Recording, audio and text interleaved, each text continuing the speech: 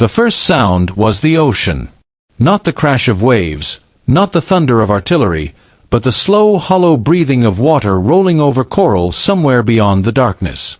At 4:12 a.m. on July 24, 1943, Staff Sergeant Daniel Mercer lay flat in the wet sand of a narrow jungle beach on the island of New Georgia, listening to that sound and wondering if it would be the last thing he ever heard.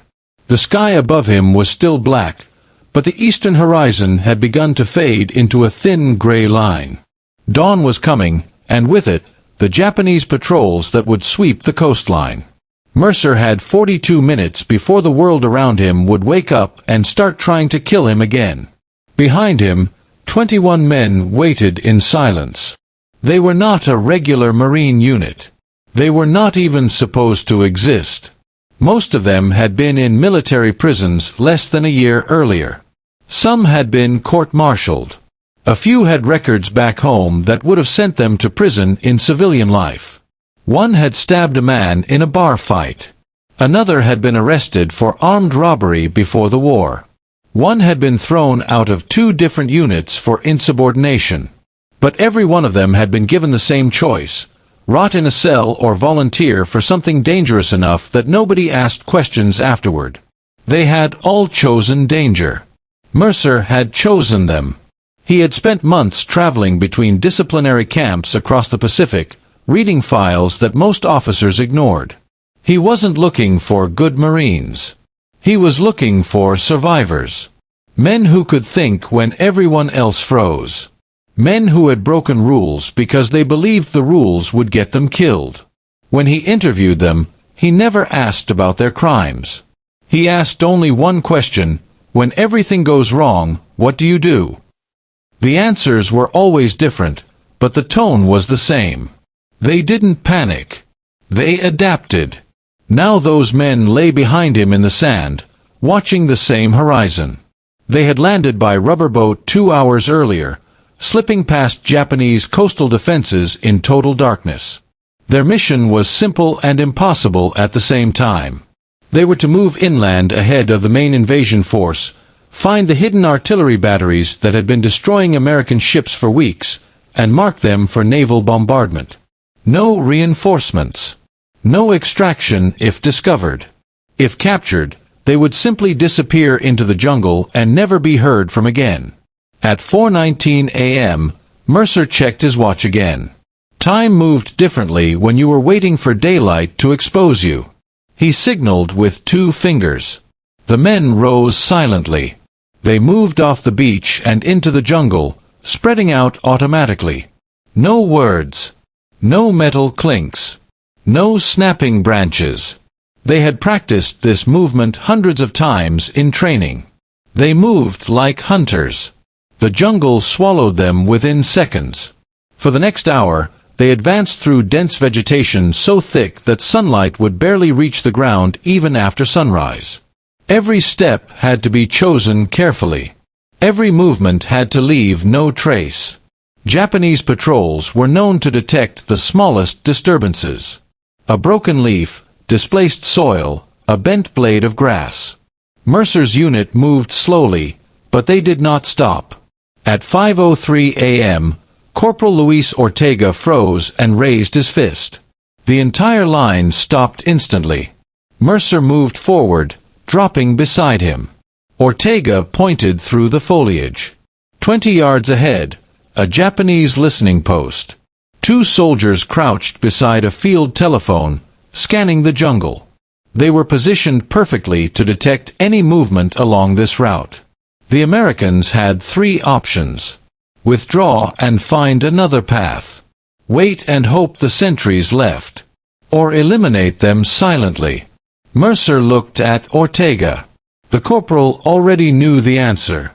Ortega and Private Harlan Brooks moved forward, knives in hand. The rest of the unit provided security. The jungle seemed to hold its breath. The 2 Marines reached the sentries in less than a minute. There was a brief struggle, a muffled gasp, and then silence again. Mercer checked his watch. 38 seconds. They dragged the bodies into the undergrowth and continued. By 7:10 a.m., They had reached higher ground overlooking a valley that American aircraft had photographed for weeks without identifying the artillery positions. From above, it looked empty. That was the problem. The Japanese had learned to hide everything. Mercer studied the terrain through binoculars. At first, he saw nothing. Then he noticed something wrong. A patch of earth where vegetation looked too new. Another where shadows fell unnaturally. He followed those patterns and felt the familiar tightening in his chest. Guns. Not one or two. At least 8. They were concealed beneath camouflage and earth, positioned to fire through narrow openings cut into the jungle.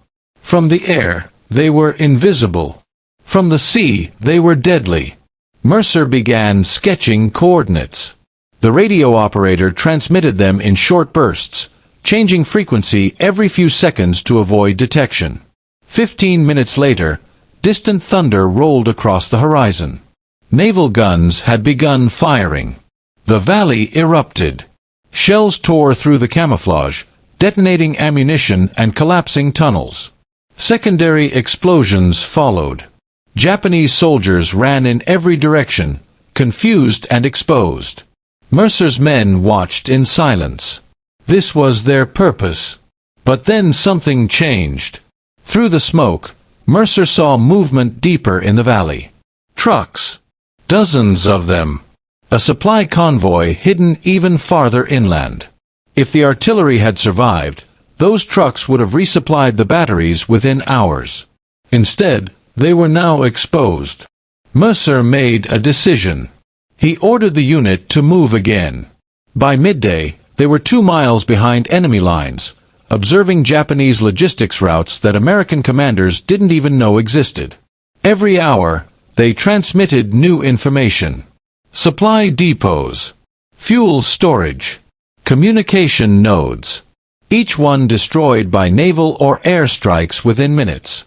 For the first time in weeks, American ships offshore reported reduced incoming fire.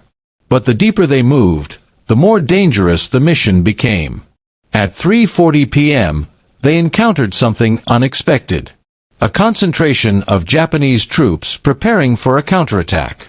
Hundreds of soldiers assembling with mortars and heavy weapons.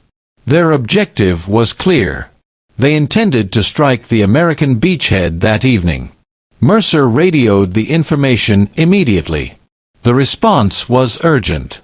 American units began shifting defenses. But the Japanese force moved faster than expected. By dusk, the enemy column was already advancing. Mercer's unit followed, shadowing them through the jungle. Every 10 minutes, new coordinates. Every 10 minutes, artillery fire redirected. At 7:02 p.m., the Japanese halted. They were less than a mile from American lines. The situation was critical. Darkness would neutralize naval gunfire. The attack could succeed. Then Mercer saw something that changed everything. The Japanese commander had chosen a narrow approach route through a ravine. It was the only terrain that allowed rapid movement. It was also a perfect kill zone, if someone could block it. Mercer looked at the explosives pack carried by Sergeant Nathan Cole. It had been intended for destroying equipment, not stopping an entire assault. There was no time for debate. They moved into position under cover of darkness. Cole placed charges along the ravine walls. The rest of the unit provided security, lying motionless as Japanese soldiers passed within yards. At 7:41 p.m., Mercer gave the signal. The explosion collapsed the ravine, sealing the route and trapping the lead elements of the enemy force. Confusion spread instantly. The attack stalled. American artillery, already prepared thanks to Mercer's earlier reports, opened fire. The counterattack never reached the beach. But the blast revealed Mercer's position. Machine guns opened up. Mortars followed. The jungle filled with light and sound. The unit scattered into pre-planned escape routes. Small teams moving independently. No radios. No regrouping until dawn. For the next 12 hours, Each man fought his own private war. Hiding, crawling, freezing in place while patrols passed inches away. One Marine spent an hour submerged in swamp water to avoid detection.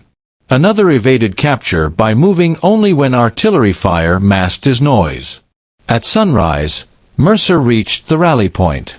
One by one, survivors emerged. 17 men. 5 missing.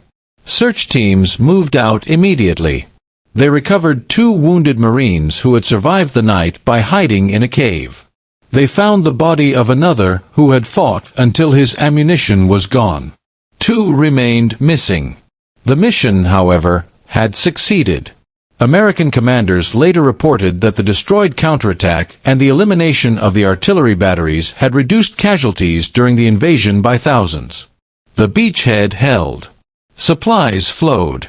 The campaign accelerated. Mercer's unit continued operating for weeks, conducting similar missions. Deep reconnaissance. Sabotage. Intelligence gathering. They rarely slept. They lived on captured rations. Disease and exhaustion became constant companions. By the time the island was declared secure, only 14 of the original 22 remained uninjured. After the war, most returned to civilian life without recognition. Their records were classified. Their missions rarely documented. Some struggled to adjust. A few disappeared into obscurity. One became a mechanic. Another a fisherman. Mercer himself never spoke of the jungle again. Years later, when asked what made those men effective, Mercer gave a simple answer. They knew fear. They just didn't let it decide for them. Their methods would influence future generations of special operations forces. Small units. Independent action. Deep behind enemy lines. Intelligence before firepower. But at the time, they were simply men given one last chance. Men who refused to waste it. And somewhere in the quiet hours before dawn, on beaches no one remembers, they changed the way wars were fought.